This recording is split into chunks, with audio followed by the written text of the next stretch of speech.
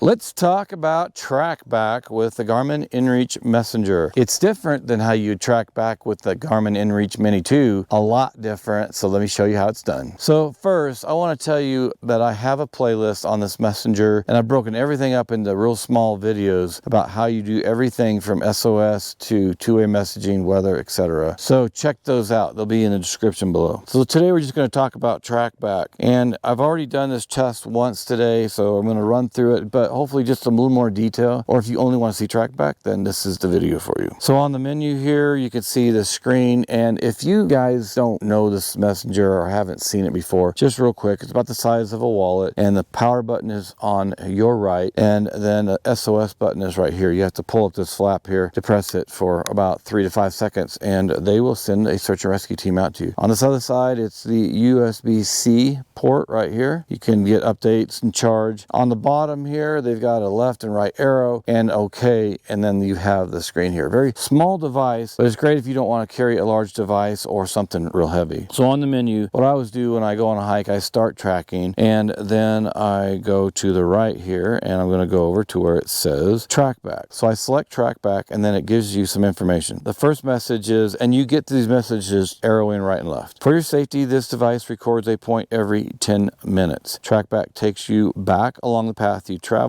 That's not quite true. Let's just say this. There's maybe some truth to it, but it's a point every 10 minutes. And so you can navigate from one point to another because it records different points. But if you're on a long hike and you want to go a certain direction and you had to go around a mountain or whatever, this is going to point you to where you need to be at eventually, but it doesn't point to your direction around the obstacle, you know, the cliff, the mountain, whatever it might be. Then it says this device must be moving to update heading. All right, now the last message is press OK to select a point for navigation. So I selected that, and then it gives me today at 7:01, 6:55, 6:45, 6:35, 6:25. So it gives basically everything I've done for the past half hour or so. And I actually suspect if I went for a real long hike, it's going to give me 10 minutes all along the way. So you just need to go out and test your device. But it did add another point on here since I've been talking, because I did another video before this. So if I go in here and I select a point, and it says 6:35, 16 feet away. I don't want that one because that's when I first got out here and I was doing a video. This also gives you an idea of the accuracy of the satellite communicators. I would say they're within 20 feet. So I was set up right here all this morning as I started these other videos. So it's 16 feet off right now. So I'm going to go select today at 6:25. It's 0.3 miles away. When I select that, now it says follow path. And if I hit OK again, now it says arrived at starting point. I guess I picked the wrong point. So when you do this, because I just did it this morning, I was turned over to my right because the trailhead's over here. So when I was standing here with this shows the arrow going this way, and it says 0.33 miles away. Then when I turned and I started walking, then it showed the arrow in front of me, and then it said 0.32 miles away. So that's all it gives you. It just gives you the distance and it gives you the direction. But it's only to that waypoint. So how much ground can you cover in 10 minutes? Well, you might have gone around a curve in a mountain or something and gone left or right, or turned around and gone backwards. And so it's only going to give you the direct line of sight and the distance. So you're going to have to use your head and go, well, oh my goodness, there's a